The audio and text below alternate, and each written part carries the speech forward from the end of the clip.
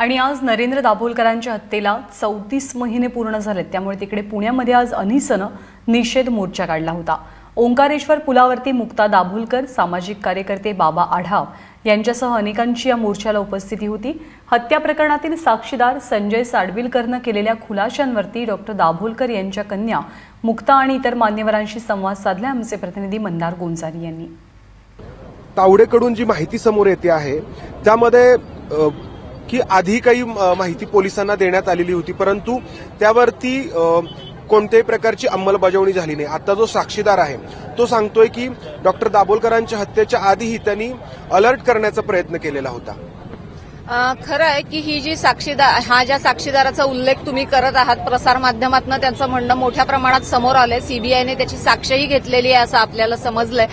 तर जेव्हा हायकोर्टामध्ये काम चालू होतं तेव्हा तपास यंत्रणा आणि साक्षीदार याच्या नात्याबद्दल हायकोर्टाने वेळोवेळी तपास यंत्रणांना सुनावले। हायकोर्ट असं म्हणायचं की तुम्हाला साक्षीदार सापडत कसे नाही, आणि जर साक्षीदार तुम्हाला मिळाले तर त्यांना तुम्हाला नीट जपता कसं येत नाही। तर हे यातून सिद्ध झालेलं आहे, या साक्षीदाराबाबत जी घटना घडलेली आहे त्यातून, की मुळात 3 वर्ष हा साक्षीदार सांगतोय की मी वेगवेगळ्या पोलिसांकडे जात होतो, परंतु मला कुणीही गांभीर्याने घेतलं नाही।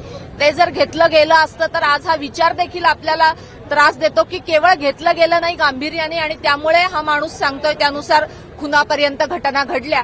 त्यामुळे ही एक गोष्ट झाली। आता मात्र विचार करताना हा साक्षीदार ज्याचा सीबीआयने देखील जबाब घेतलेला आहे, तर या साक्षीदाराला जपणं हे खूप महत्वाचं आहे। ही जी कारवाई होते आहे ती न्यायालयाच्या झाडाझडतीनंतर होते आहे। हे सरकार खरंच याबाबत गंभीर आहे असं वाटतं, कारण सनातनचे साधक अनेक वेळा भाजपच्या किंवा राष्ट्रीय स्वयंसेवक संघाच्या स्टेजवरती असतात, भाजपचे किंवा संघाचे लोक सनातनच्या स्टेजवरती असतात। तर त्यामुळे खरंच हे सरकार गंभीर आहे। सनातनवरती बंदी घालण्याची मागणी होती या बंदीबाबत आणि एकूण कारवाईबाबत असं वाटतं।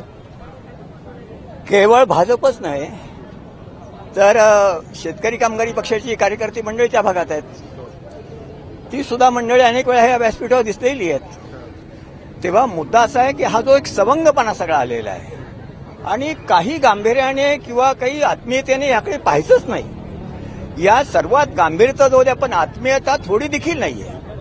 म्हणजे याच्या मरणाबद्दल महाराष्ट्र सरकारला काही लाज वाटली। आपल्या राज्यातले 2 फुले शाहू आंबेडकरांची परंपरा चालवणारी ही जी मंडळी आहेत त्यातल्या 2 माणसांचा खून होतोय, प्रबोधनाची चळवळ चालवायची कशी? या प्रश्नाला काय आमचे फडणवीस काय उत्तर देणार आहेत? 2 दिवस पुण्यामध्ये होते, एक शब्द सुद्धा याबद्दल ते बोललेले नाहीत की सरकार त्याच्यामध्ये येणार नाही म्हणून। उलट माझं म्हणणं आहे की मालेगाव सारखा धोका यामध्ये आहे। म्हणजे फाईली पळवणं, वकिलावर दबाव आणून हे बदलायला लावणं, हे सगळे प्रकार यामध्ये होण्याचा धोका आहे।